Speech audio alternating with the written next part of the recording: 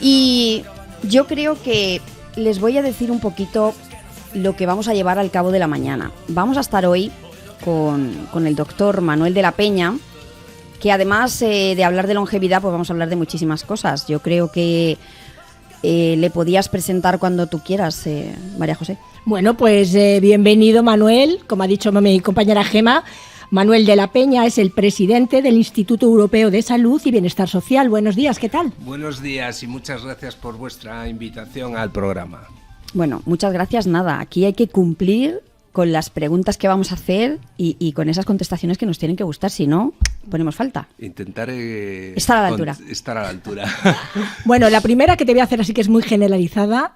¿Cómo ves tú lo que es la salud de todos los españoles? ¿Cómo ves tú después del COVID que se te presentan en consulta? ¿Cómo lo ves en general? Yo creo que en estos momentos, fíjate, creo que hay más miedo, o sea, que otra cosa. O sea, es decir, evidentemente el COVID ha sido terrorífico, o sea, hemos vivido no solo confinados, sino intimidados por una pandemia de origen desconocido. Y entonces ese origen desconocido que era nuevo para nosotros, yo creo que lo que ha dejado como secuela más importante es el miedo en la población. Efectivamente, hoy la virulencia de ese virus ha disminuido muchísimo, hay muchísimas personas asintomáticas, yo creo que el 80% de los que están ahora con algún tipo de variante ya son prácticamente asintomáticos.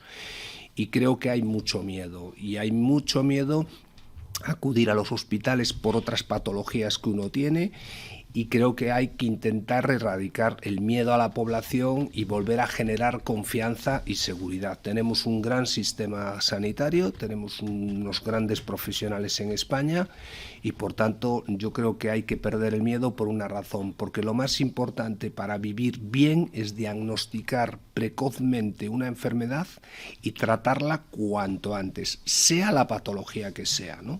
Entonces, si hacemos un diagnóstico y un tratamiento precoz, el pronóstico va a ser siempre mucho mejor.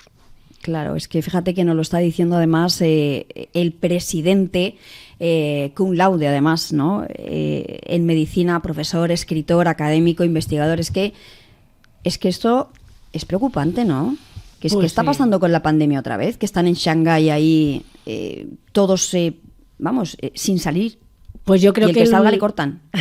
Es que hay maneras y maneras de llevarlo, de todas maneras, pero vamos, yo creo que ya lo tenemos que normalizar. O sea, no podemos pasarnos la vida con el miedo en el cuerpo, como dice el doctor, porque es que al final entonces no vivimos. Y también una cosa es vivir y otra cosa es estar vivo, que no es lo mismo, ¿no? Entonces yo creo que ya lo tenemos que normalizar, tener una serie de normas de higiene, las mascarillas en sitios públicos a lo mejor que sí que está bien, pero al final esto tiene que ya ser normal y que una persona con COVID, pues bueno, pues haga como si tuviera una gripe, vaya, gripalizarlo, como se diga el término. Yo creo que es así. Imagínate si seguimos así 120 años, que es lo que dice aquí el señor presidente, que vamos a durar con ese artículo que ha escrito en La Razón, entre otros, sobre la longevidad, ¿no? Bueno, vamos a ver, a pesar de que estamos viviendo con miedo, que estamos intimidados por un montón de situaciones adversas, a pesar de todo, hay una cosa que sí es cierta, y es, en el año 1900 vivíamos tan solo 35 años, o sea, es decir, hace 100 años vivíamos 35 años. Hoy, sin embargo, la esperanza de vida ha aumentado, los hombres vivimos en torno a los 80 y las mujeres vivís 85 años. Vivís las mujeres porque tenéis estrógenos y estáis más protegidas. Con lo pesadas que somos y encima vivimos más. Es cierto. Pero, ¿lo serás tú? Yo sí. Bueno, y tú también. Vamos a ver, todas somos muy pesadas. Pero fíjate que hay un dato que para mí es matemática pura. Es decir, si antes vivíamos 35 años y ahora ya estamos en 85, en estos 10 últimos años la esperanza de vida aumentó 5 años. Con lo cual, de la manera que estamos yendo, gracias a que hay unos cuidados de salud muchísimo mejores, hay unos sistemas de salud que te tratan y diagnostican a tiempo muchas patologías que antes eran terminales, hoy se curan. Entonces, gracias a una serie de aspectos, cada día vivimos más y la previsión es llegar a vivir 120 años pues fácilmente en el año 2035, 2045. En esa década se va a dar otro salto en la esperanza de vida, pero los saltos en la esperanza de vida se producen cada 5 años, ¿no?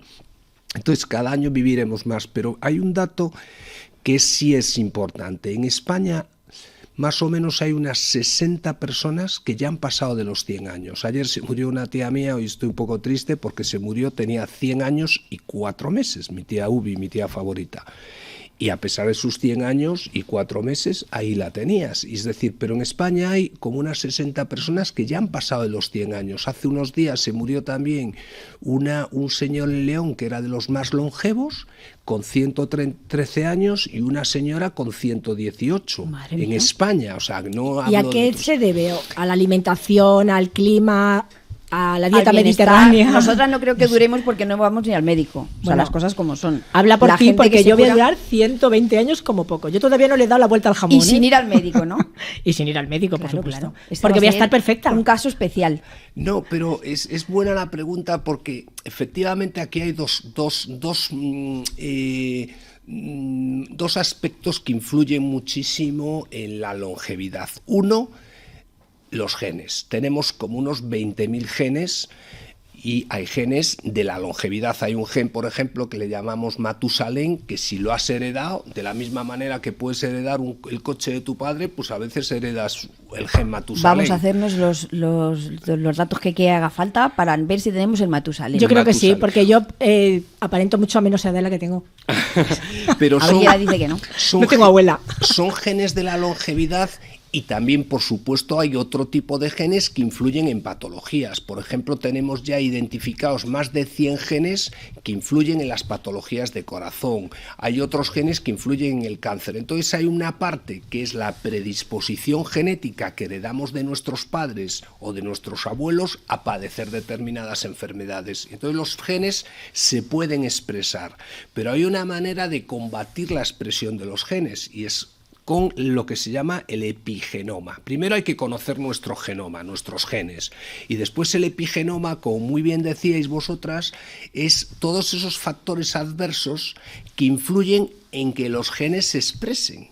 Y ese epigenoma que lo estudia la epigenética es los factores adversos medioambientales, los conflictos emocionales, una dieta que no sea Nos equilibrada. morimos pronto, MJ. Claro, Los conflictos emocionales. Nos Eso es morimos terrible. pronto. La alimentación, el La, caso. en la alimentación, los conflictos emocionales, con todo lo que está pasando en el país, bueno, ya verás todo. tú. La alimentación cada día es más importante. Fíjate, los japoneses importan nuestro aceite de oliva y nosotros no le damos importancia a lo que es el consumo del aceite de oliva, y es un gran protector cardiovascular el aceite de oliva. Es decir, la alimentación equilibrada, se puede comer de todo, pero con cierta moderación, y cada vez más verde, como digo yo, más vegetales. O sea, los vegetales son maravillosos. Y los verdes, que viene también el tema pesticidas, porque Bueno, ¿cómo lo llevamos el tema? ¿Cómo crees? Evidentemente eso sí que es más complicado, pero bueno, hay que saber Sobre todo cuando se importa de países que no sabemos lo que le han echado, porque al final en nosotros aquí en España sí que está muy regulado y está fenomenal, pero luego si te fijas, mira, el otro día, como anécdota, me trajo mi marido un melón que decía que era de Villaconejos. Dice, ay, mira, un melón de Villaconejos, tal. Me pongo a leer la etiqueta y venía de África, venía de Uganda. El melón de Uganda. Yeah. Y en cambio ponía lo de, como que le habían puesto la pegatina en Villaconejos.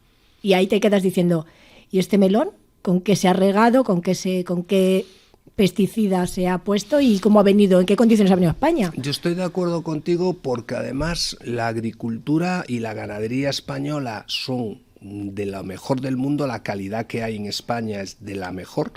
Pero exportamos nuestra calidad. Exportamos nuestra calidad y no le damos valor a la calidad, Claro. ni al trabajo que hacen esos ganaderos y agricultores. Y yo, Exacto. ¿sabes cuándo la valoro más? Yo personalmente me encanta ir a Francia en coche y cuando cruzas la frontera veo camiones españoles enormes llenos de las mejores frutas, de los mejores vegetales y digo yo, y esto se va fuera y Exacto. nosotros Importamos. tenemos que aprender a valorar lo que nosotros cultivamos, lo que nosotros trabajamos. De hecho, los italianos, que son muy listos, nos compran el aceite de oliva a nosotros, le ponen la etiquetita y Así lo es. exportan a Estados Unidos. Así es. Y allí tienen una fama buenísima el aceite Así. italiano, que realmente es español. Español. Así es tal cual. Por eso aquí no entiendo cómo muchas veces no ponemos más en valor lo que producimos, que tiene una gran calidad. Y además España se caracteriza por su dieta mediterránea, o sea, si esto no tenemos que inventar nada, es Exacto. decir, es hacer lo que tradicionalmente se hacía, consumir cada vez más verduras, más pescado y hacer una dieta muy equilibrada. Y no es fácil. Y después ahora han aparecido muchísimas intolerancias que generan también otras patologías. Yo no sé por qué cada vez hay más intolerancia al gluten, es decir, A la entonces, lactosa. a la La lactosa tengo yo. también. Entonces, Pero ¿y por qué cree usted que pasa Oye, esto? usted, Bueno, pues ya no soy un experto en nutrición para saberlo, pero sí han aparecido, hay muchas intolerancias. Entonces yo creo que lo que hay es muy sencillo, evitar lo que a ti no te vaya bien, evitar lo que no es fácil. La disciplina, yo creo que es el mejor tratamiento que hay, es la disciplina, Claro. pero es muy difícil ser disciplinado. De todas formas, también es difícil porque tenemos varias patologías. En mi caso, que tengo colon irritable, es muy parecido a que, por ejemplo, tengas intolerancia a la lactosa, porque hay muchísimas cosas que te muchísimas. sientan mal y entonces no Muchísimas. sabes si es por una cosa o si es por la otra. Pero lo que sí que tenemos claro es que tenemos que ver los genes, María José, Dime. los genes. O sea, ¿se pueden modificar los genes? Vamos a ver, los genes no se trata de modificarlos, se trata de influir en su expresión, que es mucho más Sí, práctico. pero como ahora está esto de que te cogen la sangre, te la quitan, te cambian, te no sé qué, yo Pero- quiero saber si yo tengo un gen que no sea bueno, si me lo pueden modificar. De momento, primero, de momento no, y Pero se segundo, llegará. por lo menos legalmente, ¿no?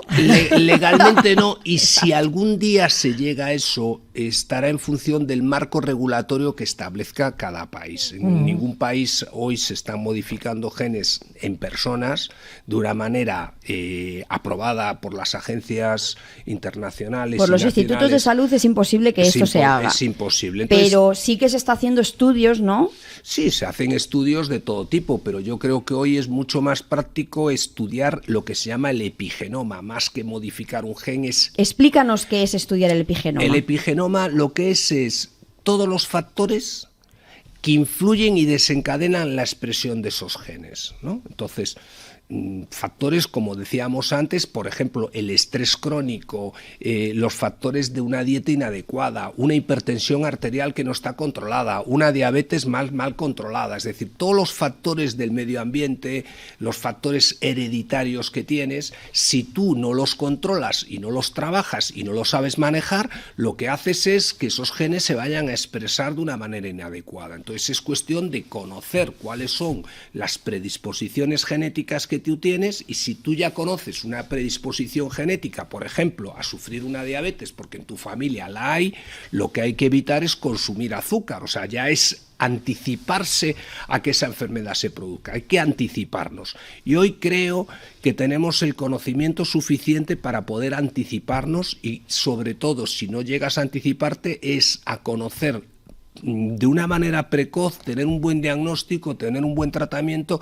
Y te digo una cosa, la mayoría de las enfermedades con un buen diagnóstico precoz, el tratamiento es mucho más fácil. Entonces, más yo creo que lo que, por ejemplo, lo que sería muy, Le vamos muy a decir a bueno los oyentes. sería que en la Seguridad Social Claro. se le hiciera a cada uno un estudio de este tipo y ahorraríamos a lo mejor un montón luego en tratar esa enfermedad, si la podríamos, Más la vale podríamos prevenir evitar. que curar. Hay Efectivamente. un doctor que siempre decía eso, ¿no? No deberíamos a lo mejor hacerlo, porque ese tema, vamos, ese estudio que se hace una vez en la vida. Sí, vamos a ver, los estudios de los genes que se están cada vez universalizando más, es decir, esto es como una pirámide. Cuando empiezas a hacer un estudio del genoma, el primer estudio, Estados Unidos invirtió $200 millones en conocer el genoma humano, y ahora ya pues los costes de hacerte un test genético son mucho más asequibles. ¿Por qué? Porque ya hay una universalización, cada vez se realizan más. ¿Y eso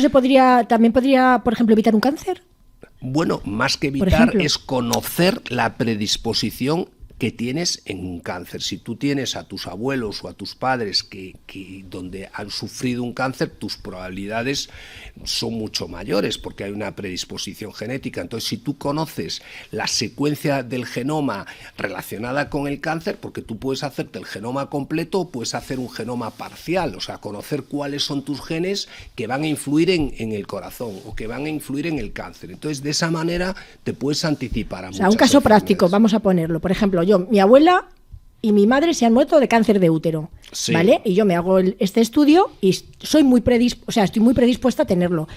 Voy, me estirpo el útero y aquí paz y después gloria, por ejemplo. Bueno, en muchas ocasiones no necesitas a lo mejor estirparte el útero. Hay 1000 tratamientos y 1000 opciones terapéuticas hoy en día que puedes estudiar, ¿no? Y se pueden valorar. Pero lo más importante, imagínate, si sigues con el tema del útero, es que cuanto antes, o sea, si ya sabes esa predisposición y tú te realizas tus pruebas de imagen y tus pruebas diagnósticas y lo pillas a tiempo, no ha pasado absolutamente nada, porque hoy prácticamente si lo coges a tiempo se cura prácticamente cualquier tipo de cáncer. O sea, que le podemos decir a los oyentes que cualquier persona que ya sepa que hay una patología con anterioridad, que acuda a ese médico, que se haga ese chequeo, que no está nada mal, y que nos digan si tenemos algún gen que haga que se produzca pues algún tipo de enfermedad o patología. Sí, que tenga la predisposición genética, ¿no? Esa predisposición genética, eso creo que es esencial y la conocemos a veces de haber oído en casa cosas, ¿no? Entonces una cosa es escucharlas en casa, que ya te pone sobre alerta. No quiere decir que la vayas a sufrir, es decir, tampoco nos podemos sugestionar y pensar como papá y mamá lo han sufrido, yo lo voy a sufrir. O al contrario también, que no lo hayan tenido y de repente tú lo tengas. Entonces la ventaja que tienen los test genéticos, que además se pueden hacer tanto en sangre como en saliva, son muy fáciles, o sea, hoy son accesibles. ¿Un coste medio que pueda tener un...? Pues no lo sé, porque varía muchísimo de las partes que tú quieras hacer, entonces varía y no de ¿Y la Seguridad Social lo hace? Pues no lo sé, hay algunos sitios que sí, pero tú piensas una cosa, tenemos la mejor Seguridad Social del mundo, lo paga absolutamente todo, entonces la cartera de servicios que tiene el Sistema Nacional de Salud cada año y hasta te podría decir cada mes se va ampliando. Pues mira, ahora que lo dices, acabo de caer que, por ejemplo, mi abuelo murió de cáncer de próstata. Entonces, mis 3 tíos, uno de ellos mi padre, evidentemente, les hicieron un estudio y 2 de ellos tenían la predisposición y están en tratamiento. Y mi padre no lo tenía y no está en tratamiento. Y se lo hicieron por la Seguridad Social, ahora que lo has dicho. Es un estudio de eso. Sí, no, se hacen, por supuesto que se hacen, o sea, pero además lo bueno que tiene la Seguridad Social es que no digo cada mes, pero cada varios meses o cada año actualiza lo que se llama la cartera de servicios.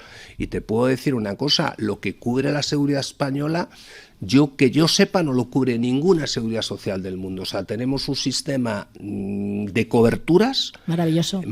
Gracias a Dios, maravilloso. Sí. Y que qué funciona. Maravilla que Franco nos dejase algo bueno, porque todo ha sido malo, pero también tenemos nosotros algo bueno, como es esa publicidad que le vamos a poner un momentito, pero enseguida volvemos. Dentro de lo que es el marco de la salud, pues bueno, pues intentamos hacerlo lo más agradable posible para que nuestros oyentes se enteren de todo lo que está pasando, de todas las nuevas cosas genéticas que se pueden hacer y sobre todo para que acudan al médico, pero no en plan como algo urgente. No, hay que hacerlo todo paulatinamente y en su debido momento y en su debido tiempo, pero hay que ver que si tenemos factores en los que influyen familiares o genética, pues hay que hacerse chequeos, ¿no? Sí, además no hay que esperar a tener los síntomas para poder ir al médico a hacerte un chequeo, porque hablamos precisamente... Hablamos las dos en primera persona. Consejos vendo que para mí no tengo, que digo, pero vamos, lo importante es que nos hagan caso en nuestros consejos. Y nuestros consejos es que no hace falta tener síntomas para ir al médico. Al médico hay que ir por lo menos una vez al año, haces un análisis de sangre, un pequeño chequeo y que te digan, pues eso, lo bien o regular que puedas estar y cómo arreglar si no estás bien del todo. Bueno, de hecho a mí el doctor Manuel de la Peña pues vino un día a otro programa que teníamos nosotros y yo le comenté pues que estaba cansada, que estaba agotada, porque en verdad que yo soy todoterreno, o sea, no levantarme de la cama sería un poco complicado. A lo mejor la edad también tiene algo que ver, ¿eh? Y sí, tú estar atrapada en un cuerpo que no es eres el muy tuyo. mona, maja. Sí, es que esta mujer es lo que tiene, o sea, ya siempre metiéndose conmigo. Tú sabes perfectamente que yo, para que no me muevan de la cama, o sea, algo me tiene que pasar muy grave, ¿vale? Pues sí. Y es verdad que no tenía ganas de levantarme. Y fijaros que me hice análisis y evidentemente descubrieron que lo que me faltaba era vitamina D. Y hay mucha gente que achaca a que tiene depresiones, a que tiene cosas. No, háganse análisis y que determinen cuál es la patología para que la puedan tratar. Porque esta vitamina D, con ese factor que es el del hierro, creo recordar que tenía abajo, y el colesterol que lo tenía alto, bueno, que tengo todo descolocado, vamos. Lo que hizo es que yo estuviese agotadísima y no tuviese ganas de levantarme, a pesar de que me levanto porque por fuerza mayor hay que trabajar. Pero el doctor de la Peña dijo, ¿cómo que te han mandado solamente una pastilla para lo del colesterol y para la vitamina D? ¿Qué ha pasado? Y me dio una serie de consejos que he seguido a rajatabla y aquí estoy todas las mañanas con una fuerza increíble y muchísimo mejor, porque ya me levanto con una fuerza, vamos, si antes era todo terreno, ahora todo terreno y medio, ¿no? La gente me huye. Además, mira, me ha venido la imagen, cuando me has dicho esto de la cama, nosotros nos fuimos hace unos años de crucero y esta señora, con la varicela, estaba bailando, pensando que tenía una reacción alérgica de comida y era la varicela. Con 40 y estaba de fiebre. Con 40 de fiebre y estaba bailando ahí en el crucero tan tranquila. De hecho, me pasó lo mismo que ahora, que también me encontré fatal, me fui a la cama a tumbarme un rato y cuando me sentí mejor, volví otra vez a bailar. De hecho, me lo pegó. Así estamos. Así estamos. Pero es verdad que la gente tiene que ir a mirarse por lo menos una vez al año, como ha dicho Marijose, y de hecho que los médicos también tratasen muchísimo mejor a las personas, porque yo creo que si en vez de mandarme una pastilla como me mandó, me hubiesen mandado todas las cosas que el doctor de la Peña me recomendó, pues estarían muchísimo más rápido pues al día, ¿no? Con esa salud. Sí. Porque con esa pastilla que me mandaron, creo recordar que hasta diciembre no iba a mejorar. Bueno, es que yo veo a la gente muy cansada, agotada, y no sé por qué, pero hay un gran déficit de vitamina D, pero todo el mundo tiene la vitamina D baja. Y en la farmacia está agotada la vitamina D.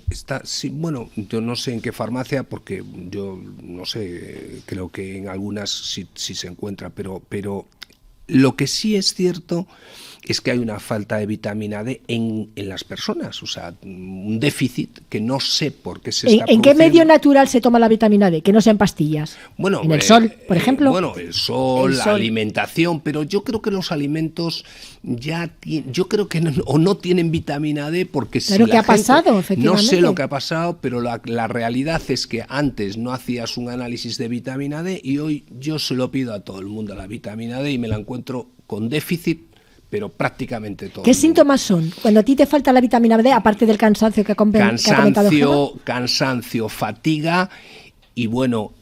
¿dolor de articulaciones a lo mejor? ¿O? También algún dolor y después genera unas enfermedades un poco ya más complejas si ese déficit se mantiene a lo largo de 15 o 20 años, ya genera problemas serios. La vitamina D es muy importante. Muy claro. Necesaria para la vida, pero muy necesaria. Creo que la gente, doctor, piensa que la vitamina D solamente nos la da el sol, pero también hay vitamina D que genera nuestro cuerpo y esa es la que nos falta en realidad. La que nos falta en realidad. Por eso los suplementos de vitamina D, evidentemente no hay que pasarse, porque la vitamina D, así como es una vitamina liposoluble, es decir, no se elimina por el pipí como las vitaminas hidrosolubles, con lo cual tampoco es bueno pasarse, es decir, hay que saber qué nivel tienes y mantener un nivel que sea los normales, ¿no? Entonces, pero sí hay un déficit y es algo muy sencillo de tratar, pero que genera mucho cansancio la falta de vitamina D. No, yo personalmente les puedo asegurar que ese cansancio es agotador, porque estar todo el día cansado te cansa, o sea, te llegas a sentir como, estaré con depresión, estaré mal, estaré...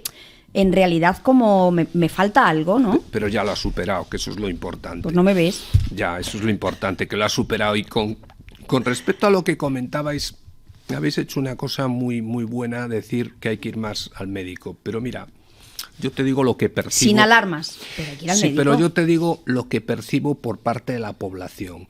Yo creo que la población tiene miedo a dos cosas. A la primera es a la Hacienda, es la que más miedo tiene todo el mundo. Y segundo, al médico. Y de hecho, a la gente entrar en un hospital, a nadie le parece un plato de buen gusto ir al hospital. A nadie.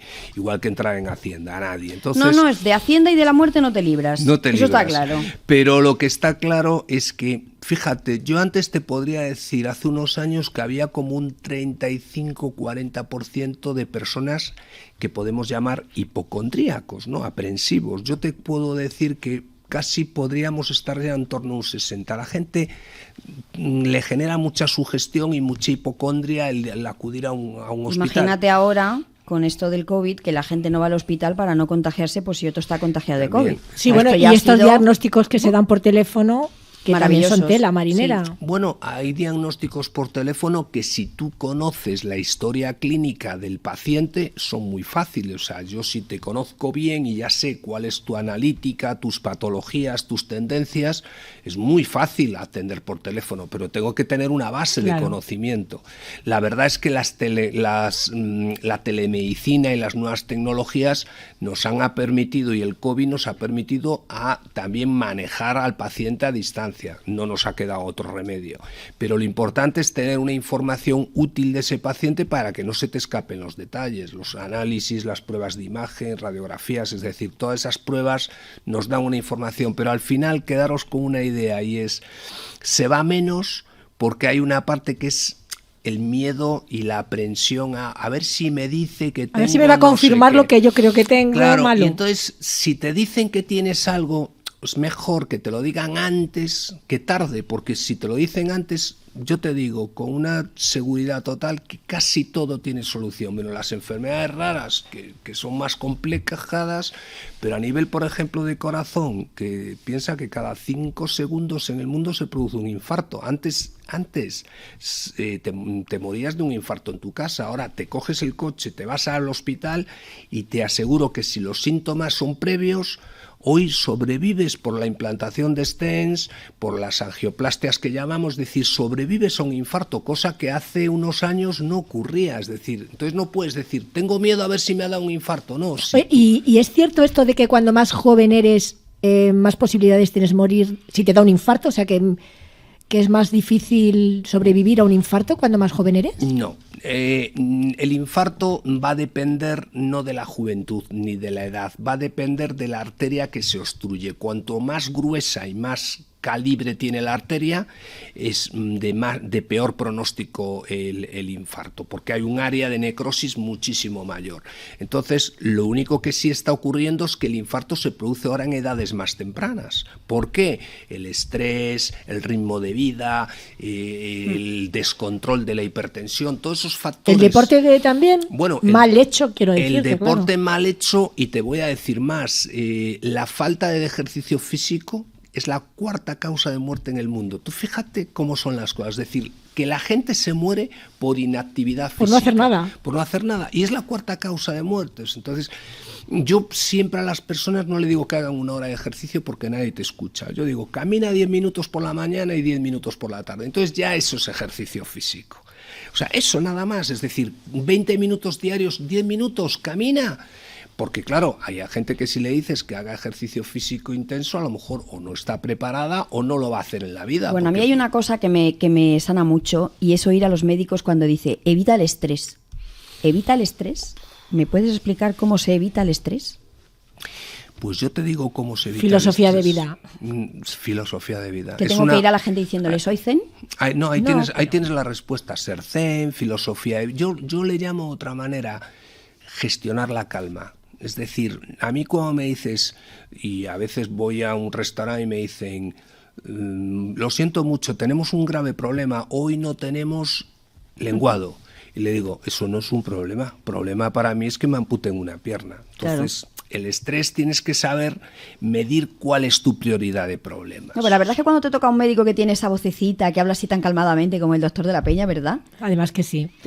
A mí me pasaba antes que tenía la misma reacción si me daba un golpe en el dedo gordo como si me caía por... O sea, Y ahora sí que es verdad que he aprendido... Ha hecho terapia conmigo. Hombre, con 2 niños pequeños es que al final es que o empiezas a relativizar las cosas o te vuelves loca. Yo prefiero hablar de gestionar la calma que gestionar la paciencia. Si gestionas la calma, que es muy difícil, y sobre todo das prioridad a lo que verdaderamente es importante, lo demás es todo prescindible, todo es insustancial. Lo verdaderamente importante es lo verdaderamente importante, para mí. Sí. Entonces, y después hay una cosa que yo he aprendido también, y tengo una frase que digo, prefiero tener paz a tener la razón. Yo se lo digo siempre, cuando aparece una discusión, prefiero tener Yo paz digo ahora a mucho, tener la razón. Tiene razón, la hierba es azul, y ya sabes por qué. ¿Cómo tiene el corazón esa gente, Manuel? Os tenéis que sentir muy satisfechos porque la idea y ese proyecto de Cocinando por Ucrania, que es un proyecto solidario de ayuda, como muy bien decía Gema, esto creemos que no nos va a pasar a nosotros nunca y esto no es real, o sea, nos puede pasar a nosotros, lo hemos vivido con la propia pandemia, que había gente que también tenía necesidades de comida, claro. Y yo creo que ese proyecto que tenéis, todos los apoyos son bienvenidos y enhorabuena porque sobre todo transmites el entusiasmo del proyecto de Cocinando. Es que no por conoces Ucrania. a César. No conoces a César. No lo conozco personalmente, pero veo la fuerza que tienes. Totalmente, os doy las gracias de verdad, pero que sepáis que aquí lo hacemos de corazón, aquí no hay nada de beneficio personal ni nada, esto se hace de corazón. Pues tienes que hacer una carrera de resistencia porque yo creo que va para largo esto, ¿eh? O sea, esto no, yo estaba muy ilusionado, pero yo creo que es una guerra que va a ir un poquito más larga de lo esperado y ahí todo lo que se pueda ayudar se ayudará.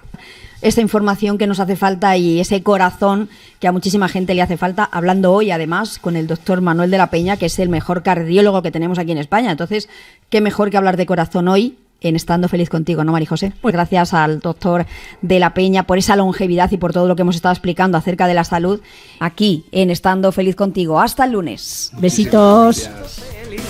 Y cuando te miro, me olvido del mundo y de mí. Qué maravilloso es quererte así. Estando contigo me siento feliz. Estando contigo me siento feliz.